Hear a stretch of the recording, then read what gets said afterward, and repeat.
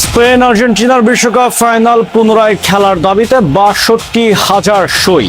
সত্যি কি বদলে যাবে ফিফার সিদ্ধান্ত? ২০২৬ ফিফা বিশ্বকাপের মহাফাইনাল স্পেনের কাছে ১-০ গোলে হেরে বিশ্বজয়ের স্বপ্ন ভেঙেছে আর্জেন্টিনার। কিন্তু মেটলাইফ স্টেডিয়ামে শেষ বাঁশি বাজার পর ফুটবলের সবুজ গালিচার সেই লড়াই এখন গড়িয়েছে আন্তর্জাতিক দরবারে। স্লোভেনিয়ার বিতর্কিত রেফারি স্লাভকো ভিনচিরের একাধিক বিতর্কিত সিদ্ধান্তকে ঘিরে তৈরি হয়েছে চরম তোলপাড়।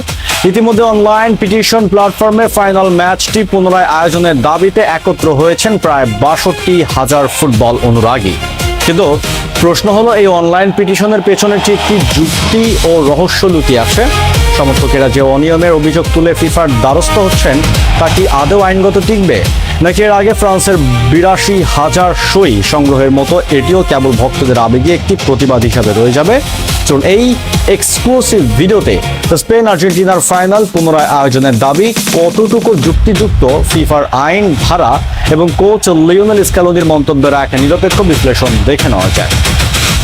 বন্ধুরা, বিশ্বকাপ ফাইনাল শেষ হওয়ার পর অনলাইন প্ল্যাটফর্ম Change.org এ গিজেলা সানচেজ নামের এক আলবিসেলেস্তের সমর্থক এই নজিরবিহীন আবেদনটি চালু করেন। নিউ জার্সিতে অনুষ্ঠিত ফাইনাল ম্যাচে স্লোভেনিয়ার রেফারি স্লাভকো ভিনচিচের বেশ কিছু সিদ্ধান্ত নিয়ে সরাসরি প্রশ্ন তোলা হয়েছে এই আবেদনে। পিটিশনকারী গিজেলা সানচেজের মূল দাবি ছিল ম্যাচের মাঝপথে বেশ কয়েকটি গুরুত্বপূর্ণ ফাউল ও সম্ভাব্য পেনাল্টি চেকের সিদ্ধান্ত রেফারির ভুল বাঁশির কারণে স্পেনের পক্ষে গেছে, যা ফাইনালের ফলাফলে সরাসরি প্রভাব ফেলেছে।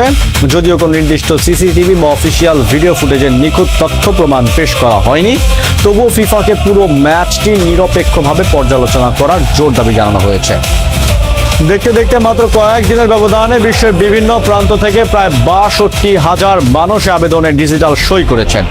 আবেগ আর ভালোবাসার জায়গা থেকে ৬২,০০০ বা ৬ লাখ সই সংগ্রহ করা সম্ভব হতে পারে, কিন্তু ফুটবলের সর্বোচ্চ নিয়ন্ত্রক সংস্থা ফিফার আইনি ফ্রেমওয়ার্কে এর মূল্য ঠিক কতটা? ক্রীড়া আইন বিশেষজ্ঞদের মতে আন্তর্জাতিক ফুটবল সংস্থা ফিফার অফিসিয়াল টুর্নামেন্টের ফল বদলাতে এই ধরনের অনলাইন পিটিশনের কোনো প্রাতিষ্ঠানিক বা আইনি বাধ্যবাধকতা নেই।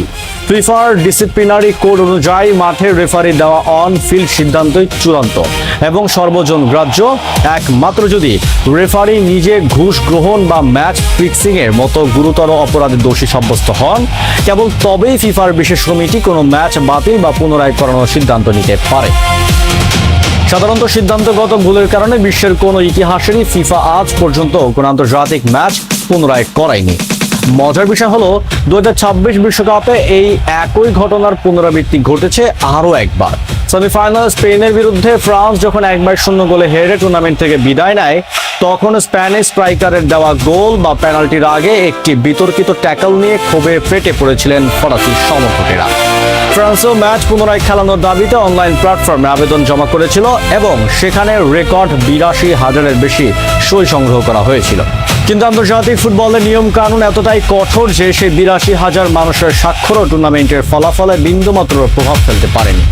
স্বভাবতই আর্জেন্টিনার সমর্থকের এই ৬২,০০০ সইয়ের পিটিশনও একই প্রশাসনিক পরিণতিতে পেতে যাচ্ছে, যেখানে সাধারণত সমর্থকেরা হারের যন্ত্রণা মেনে নিতে না পেরে অনলাইনে স্বাক্ষর সংগ্রহ করেছেন, সেখানে আর্জেন্টিনা দলের master mind coach Lionel Scaloni দেখিয়েছেন এক অনন্য ফিরা সুলভ মানসিকতা।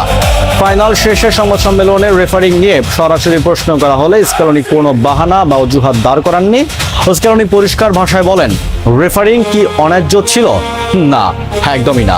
আমরা হেরেছি কারণ স্প্যানিশ দল মাঠে আমাদের চেয়ে ভালো ফুটবল খেলেছে। পরাজয় সেই সত্য আমাদের সততার সাথে স্বীকার করে নিতেই হবে। স্ক্যালোনির এই একটি মন্তব্যই সমর্থকদের সব ক্ষোভকে থামিয়ে দেওয়ার জন্য যথেষ্ট ছিল।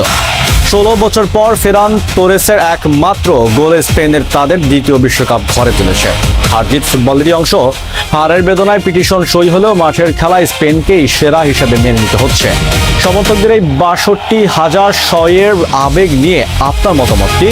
কমেন্ট বক্সে লিখে জানান। ২০২৬ ফিফা বিশ্বকাপের এমন সব শক্ত ও রোমাঞ্চকর ইনসাইট বিশ্লেষণ পেতে আমাদের চ্যানেলটি এখনই সাবস্ক্রাইব করে রাখুন। দেখা হচ্ছে পরের ভিডিওতে। ধন্যবাদ।